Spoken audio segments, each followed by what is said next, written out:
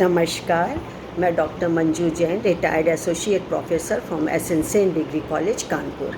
मैं पिछले कई सप्ताह से प्रेरणादायक कहानी नामक शीर्षक के अंतर्गत छोटी छोटी कहानियाँ, प्रसंग, किस्से या मज़ेदार कहानियों के संग्रह में कुछ कहानियाँ छांट करके आप तक वीडियो पेश करती हूँ, जिसका मुख्य ध्येय, आशय, मकसद, मतलब यही होता है कि ये महत्वपूर्ण कहानियाँ हमारे जीवन को बिल्कुल पलट देती हैं, परिवर्तित कर देती हैं और जीवन पर्यंत हम अच्छी सीख लेते हैं।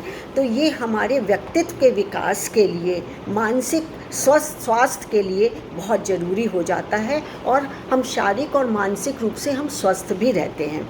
जिससे हम स्वस्थ रहेंगे, हमारे मानसिक क्षमता हमारी बढ़ेगी या हम मानसिक रूप से स्वस्थ हैं तो उससे हमारा परिवार भी खुशहाल होगा। परिवार खुशहाल होगा तो बाहर भी आप, राष्ट्र के प्रति भी आप अपना योगदान दे रहे हैं। तो इसी कहानी की लड़ी में मैंने एक और कहानी आपके लिए छांट करके रखी है। शीर्षक है स्वाभिमान, वात्सल और प्रेम। स्वाभिमान मतलब सेल्फ, अपना जो होता है, और वात्सल मतलब जो अपने से छोटे लोगों को हम प्यार करते हैं। और प्रेम तो किसी से भी हो सकता है। भगवान में भक्ति, आसक्ति सबसे अच्छा प्रेम होता है। खैर चलिए, तो एक बार का किस्सा है कि एक व्यक्ति था, अच्छा पढ़ा लिखा, जॉब करता था और उसकी आदत थी कि लौटते समय जब ऑफिस बंद होता था 6 साढ़े 6 बजे, तो वो एक ख़ास रेस्टोरेंट में जाता था जो उसके दुकान के पास, ऑफिस के पास थी। तो वहीं पे बैठता था और एक उसने अपना टेबल भी, कोना भी उसने एक रख रखा था कि मैं इसी कोने में बैठता हूँ, और वहीं पे वो चाय और सिगरेट लेके फिर वापस जाता था। तो आम दिन की तरह वो भी बैठा हुआ था, वहीं पे कोने में बैठा हुआ था और धीरे धीरे वो चाय के साथ, चाय की चुस्की के साथ सिगरेट भी पी रहा था। अपना अपना शौक़ है, कोई बात नहीं है, हमें क्या लेना देना।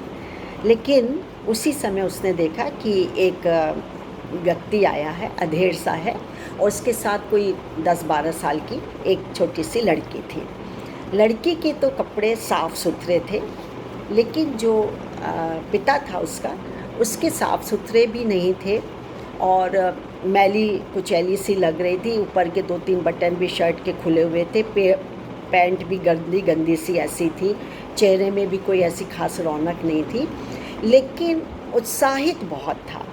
और उसकी बेटी तो जब बैठी तो उसने पहले पंखे की तरफ देखा, आहा कितनी अच्छी हवा आ रही है, और कभी फुदक करके ऐसे बैठ जाए, कभी इधर कुर्सी पे बैठ जाए, बड़ी खुश थी। तो फिर वेटर आया और उसने कहा कि ऑर्डर दीजिए, आप क्या मंगवाना है। उसने कहा कि 1 डोसा लेकर के आओ।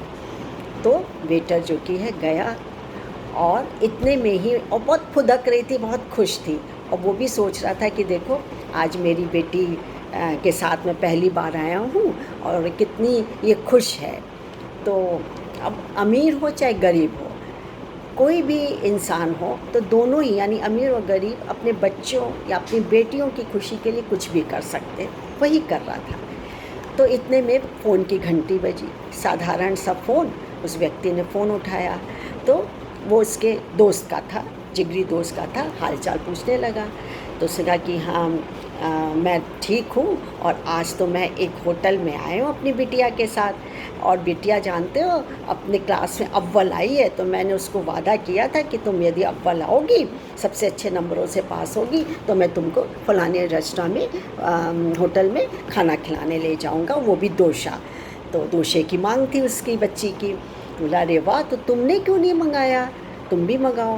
बोला यार तुम तो मेरी हालत जानते हो, बच्चे की खुशी मेरी खुशी है और इतने पैसे नहीं हैं मेरे पास, बस करके फिर बोला अच्छा ठीक है, खुश हो गया। तो वो व्यक्ति जो कोने में सिगरेट और चाय की चुस्की ले रहा था, बहुत द्रवित हुआ, बहुत प्रभावित इससे हुआ कि देखो बच्चे के लिए कितना वात्सल है इसके मन में कि वो अपनी फ़िक्र नहीं कर रहा। खैर वो उठा और चुपचाप से मैनेजर के पास गया और मैनेजर को उसने पूरी कहानी सुनाई कि ऐसी सी बात है, और तुम 2 दोषे, 1 दोषा उसके पिता के लिए भी दे दो। लेकिन हाँ, ये शब्द कभी इस्तेमाल नहीं करना कि ये मुफ्त में है, क्योंकि उसके स्वाभिमान को ठेस पहुँचेगी। तुम बस ये कह देना कि ये हम लोगों की तरफ से, या कुछ भी कह देना कि हमारी तरफ से है, और ये 1 दोषा का जो कि है बेटी का है और 1 आपका है, क्योंकि आज बेटी का जन्मदिन है, तो उसकी खुशी में हमारी होटल की तरफ से जिम्मेदारी है कि वो आपको भी दें। तो मैनेजर ने क्या कहा, उससे भी बड़ा, बोले देखिए महाशय, आपने मुझे इस किस्से से अवगत कराया है, मैं आपका बहुत आभारी हूँ, लेकिन अब हमारी जिम्मेदारी है, वो हमारे मेहमान हैं, अब हम उनको खिलाएंगे। और आप ये जो आपने नेक काम किया है, आप किसी और दिन कर लीजिएगा, किसी और ज़रूरतमंद को दे दीजिएगा, लेकिन आपसे हाथ जोड़ करके प्रार्थना है कि ये आप भगत मुझको करने दीजिए। तो उसने कहा कि ठीक है। तो वो वेटर को उसने बुलाया और वेटर ने 1 दोषा और रख दिया। तो उसका पिता, जो लड़की का पिता बैठा हुआ था, तो एकदम चौंक गया, बोले नहीं नहीं नहीं नहीं, मैंने 1 ही दोषा मंगाया था, वो आ रहा है, मैं 2 दोषे की ज़रूरत नहीं है। तो बोला महानुभाव, देखिए ये हमारी तरफ से है, आपकी बेटी अव्वल आई है, तो आपका भी हक बनता है खाने का, खुशी में आप भी शामिल होइए। तो बोला ठीक है, मैं इसमें से खा लूँगा, अपनी बेटी वाले में से। तो उसने कहा कि नहीं नहीं, आप खाइए। तो बोला अच्छा, ये आप क्या पैक कर सकते हैं, ये मैं अपने घर ले जाऊँगा, तो मेरी बीवी भी खा लेगी, हम लोग मिलजुल के खाते। उससे दोषा कभी नहीं खाया है। तो उसने कहा कि आप फ़िक्र क्यों करते हैं, हमारे मैनेजर ने और हमने जो कि है 3 और दोषे का इंतज़ाम किया है, और वो आपके घर के लिए है, आपकी पत्नी के लिए, या कोई अन्य भी हो उसके लिए भी है, और मैं बहुत सारी मिठाइयाँ भी रख दी हैं, आपके पूरा मोहल्ला खाएगा। अरे बच्ची अव्वल आई है तो खुशी मनाइए ना, और आप जो कि है आगे भी उसको पढ़ने दीजिए। तो और ये वेटर के शब्द थे, वो मैनेजर ने उनसे लिए थे, जो कि वो व्यक्ति सिगरेट और चाय पी रहा था, जो कि अब बाहर निकल गया था। उसी ने ये कहा था कि उससे कहना कि बेटी ऐसी पढ़ती रहे, पढ़ाई ना रुके, और अव्वल आएगी तो उसको दोषा क्या, जो वो मांगेगी वो खाने को मिलेगा। इधर इसके पिता ने, जो छोटी बच्ची का पिता था, उसने कहा कि देखा तुमने, अब तुम पढ़ाई मन लगा के करोगी तो तुमको रोज़ दोषा खाने को मिलेगा, बस तुमको अव्वल आना है, और दोषा क्या, फिर जो तुम मांगोगी वो तुम्हारे पास आएगा। इस तरह तुम मन लगा करके पढ़ो। वो बेचारा जो व्यक्ति थे, जो चलिए व्यक्ति का नाम शर्मा जी रख दीजिए। तो जो शर्मा जी थे, जो सिगरेट और चाय की चुस्की ले रहे थे, जिनका ये आइडिया था, वो बहुत ज़्यादा द्रवित हो गया, और इतना प्रेम उनके मन से छलका कि आहा चलो बहुत अच्छा काम किया है, और इस वेटर ने और मैनेजर ने तो कमाल ही कर दिया। उसकी प्रेम से आंखें छलछला आई कि चलो एक नेक काम मेरे हाथ से हो गया, अब मैं किसी और दिन ये काम कर दूंगा, लेकिन आज जो मुझे खुशी संतोष मिला है वो शायद जीवन में कभी नहीं मिला, और शायद ना भी मिले। तो बहुत खुश हुआ। तो इस कहानी का मूल मंत्र ही ये है कि आप देखिए कि एक दिया से कितने दिए जलते हैं। एक हाथ से, हाथ है, उस हाथ को पकड़ी अच्छे कामों के लिए आप जाएंगे, सैकड़ों आपके अपने आप आ जाएंगे। एक नहीं, सैकड़ों हाथ आपका हाथ बटाएंगे। वही है ना, साथी हाथ बढ़ाना, एक अकेला थक जाएगा, मिलकर बोझ उठाना बहुत हल्का हो जाएगा यदि मिलकर के बोझ उठाएंगे।